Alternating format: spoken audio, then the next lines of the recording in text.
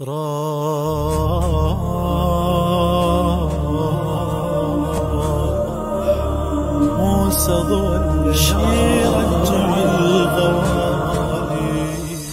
مرتبہ امام موسیٰ کاظم علیہ السلام نے قید خانے سے ایک خط ہارون کو لکھا، جس کے جملوں پر غور کرنے سے یہ بات واضح ہو جاتی ہے کہ حکومت اپنے اقدام میں ناکام رہی اور اس سلسلے میں اسے کوئی بھی کامیابی نصیب نہیں ہوئی۔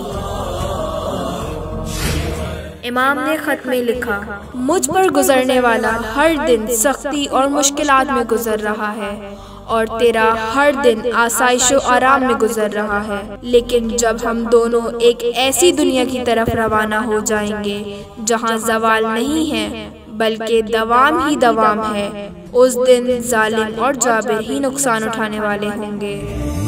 موسى بن جعفر يا بشر ما تنوصف جراحا